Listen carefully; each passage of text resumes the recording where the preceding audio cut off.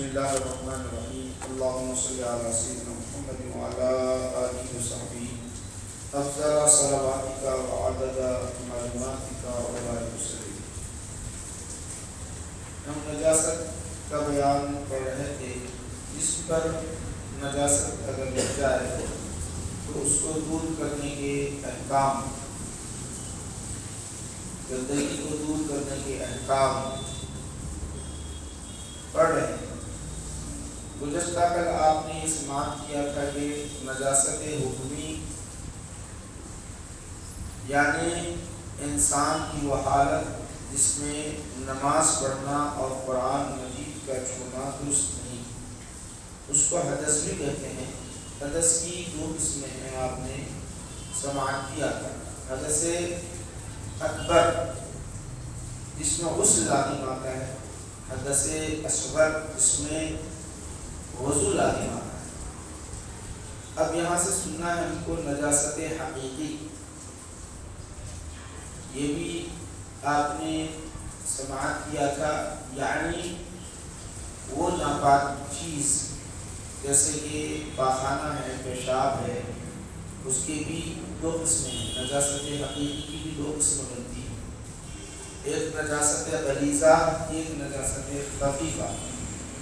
نجاست غلیظہ آپ جانتے ہی ہیں، وہ چیز کہ ناپاک ہونے میں کسی کا شبہ نہ ہو، علماء اس میں اختلاف نہ کرتے ہیں، اس کو نجاست غلیظہ کہتے ہیں۔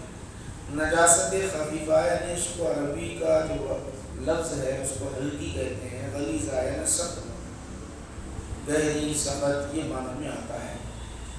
تو اب نجاست جس کے ناپاک ہونے میں شبہ ہو، علماء کا جس میں اختلاف ہو، انشاءاللہ یہ دونوں چیزوں کو آپ کی ترتیب سماعت کریں گے۔ اس سے پہلے یہ بات آپ ذہن میں رکھ لیں کہ نجاست جو ہے نا اس کا دور کرنا لازم ہے، اور آدمی جب ناپاک ہوتا ہے تو یہ رب کائنات کو پسند نہیں ہے۔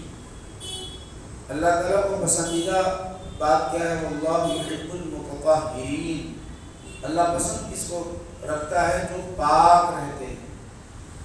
رسول کریم صلی اللہ علیہ وسلم نے ارشاد فرمایا استنزہوا عن البول فإنه عامۃ عذاب القبر، یعنی پیشاب سے پرہیز کرو، پیشاب کی جو ناپاکی ہے اس سے پرہیز کرو، یہ عام عذاب کا سبب بنتا ہے، عذاب کا سبب۔ یا آپ نے کب ارشاد فرمایا؟ جب آپ دو قبروں کے پاس سے گزر رہے تھے، دونوں قبروں میں عذاب ہو رہا تھا، کیا نگاہ مصطفیٰ ہے، جو ہے قبر کے اندر عذاب ہو رہا ہے اس کو دیکھ رہے ہیں، پھر یہ بھی آپ کا علم یہ ہے کہ کیا سبب ہے جس کی وجہ سے عذاب ہو رہا ہے، وہ بھی بتائیں۔ آپ نے ارشاد فرمایا کوئی بڑی غلطی یا بڑے گناہ کی وجہ سے انہیں عذاب نہیں ہو رہا، بلکہ انہوں نے ایک عمل یہ کیا تھا، ایک چوریاں غیبت کیا کرتا تھا، اس کو عذاب ہو رہا ہے۔ دوسرا یہ جو پیشاب سے نہیں بچتا تھا اس کو عذاب ہو رہا ہے۔ ہمارے نوجوان ہم دیکھ رہے ہیں معاشرے کے اندر کھڑے میں پیشاب کرتے ہیں، طہارت کا صحیح ڈھنگ نہیں معلوم، طہارت کا صحیح طریقہ نہیں معلوم، ناپاک رہتے ہیں۔ اللہ کو یہ ناپسند ہے۔ اللہ پسند کس کو کرتا ہے؟ اللہ یحب المتطہرین، پاک رہنے والے کو پسند کرتا ہے۔ تو یہ اہم بیان ہے، یہ ایسا اہم بیان ہے کہ اس کا جاننا ہر مسلمان، ہر مومن پر لازم ہے، اس کا جاننا ہر مسلمان، ہر مومن پر لازم ہے۔ اب عموماً دیکھیے ہم اس کے اندر بد احتیاطی کتنی کرتے ہیں کہ ہمارے تقریباً مساجد کے اندر طہارت خانے اور وضو خانے بالکل متصل ہوتے ہیں، قریب قریب ہوتے ہیں، اور آج ہمارا معاشرہ نوجوان دیکھیے اتنا ٹائٹ پینٹ پہنتا ہے، اتنا ٹائٹ پینٹ پہنتا ہے، وہ جا کے پیشاب جب کرنے کے بعد جب اٹھتا ہے تو لامحالہ فطری طور پر اس کے رگیں جو ہے، رگیں بالکل منجمد ہو جاتی ہیں، پیشاب کے خطرات کچھ اس کے اندر رکے ہوئے ہوتے ہیں، اب وہ خطرات ٹپکنے لگتے ہیں۔ اس کو اتنا اندازہ نہیں کہ میں پیشاب بیٹھ کر جب کرا ہوں تو کم سے کم اگر وہ کھڑا ہو جائے، کھڑا ہو گیا تو ہوگا کیا؟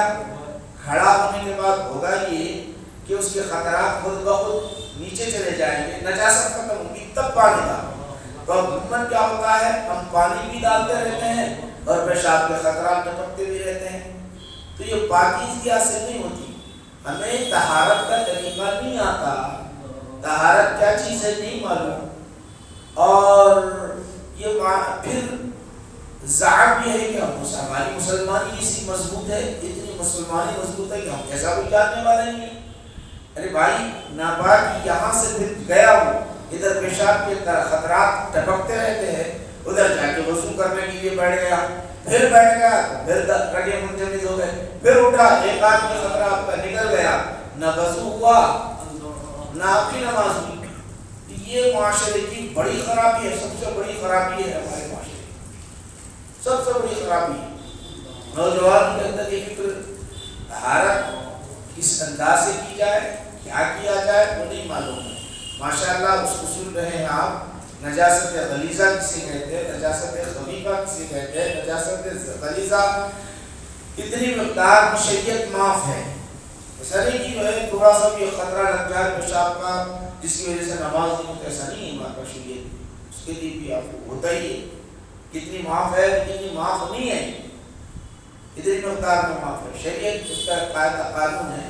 تو ماشاءاللہ وہ پڑھ رہے ہیں اصول یہ نجاست حکمی، نجاست حکمی کا دور کرنا فرض ہے، نجاست حکمی کا دور کرنا فرض ہے، بہت ضروری ہے، جو کسی حالت میں کسی عذر سے ثابت ہو ہی نہیں سکتی ہو۔ نجاست حکم صرف پانی سے ہی دور ہوتی ہے۔ نجاست کو دور کرنے کے کئی طریقے ہیں، کئی طریقے ہیں، ایک پانی سے دور کرتے ہیں، ایک صرف رگڑ کر دور کرنے سے ہو جاتی ہے، جیسا کہ رسول کریم صلی اللہ علیہ وسلم کے جو کپڑے ہوا کرتے تھے، شب کے جو کپڑے ہوا کرتے تھے، لباس جو ہوا کرتا تھا، اگر منی نکل جائے تو ہوتا کیا تھا، وہ منی سوکھ جائے، سوکھ جانے کے بعد ہوتا یہ تھا کہ اس کو صرف فرق کرنے سے پاک ہو جاتی، دھونے کی ضرورت نہیں پڑتی، اس کو فرق یعنی دور ایسا رگڑ کے، ایسا جیسے جوتا ہے، جوتے پر اگر کوئی نجاست لگی ہوئی ہے، گوبر لگ گیا، پاخانہ لگ گیا، تو اس کو دھونا ہی ضروری نہیں ہے، اس کو اگر کسی کاڑی سے اس طرح صاف کر دیا جائے یا کپڑے سے صاف کر دیا پاک ہو جاتی ہے، پانی ڈالنا ضروری ہے۔ تو نجاست دور کرنے کے کئی طریقے ہیں، کئی طریقے ہیں، تو وہ طریقے انشاءاللہ عزیز آپ جانیں گے، اور آپ جانتے ہیں نجاست حکمی صرف آپ بے مطلق سے، آپ مطلق پاک پانی سے ہی وہ دور ہو سکتی ہے، آپ مقید سے دور نہیں ہو سکتی، سمجھ میں یاد رکھو۔ نجاست حکمی کے دور کرنے کے طریقے اس سے قبل پہلے گزر چکے ہیں، اب یہاں پر اور مزید نہیں ذکر کیے جائیں گے۔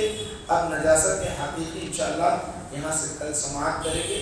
یہ نجاست کا بیان تقریباً میں سمجھتا ہوں ایک ہفتہ چلتا رہے گا، غالباً اتنی طویل اس کے اندر بحثیں ہیں، انشاءاللہ العزیز اس کو جاننا ہم پر لازم ہے۔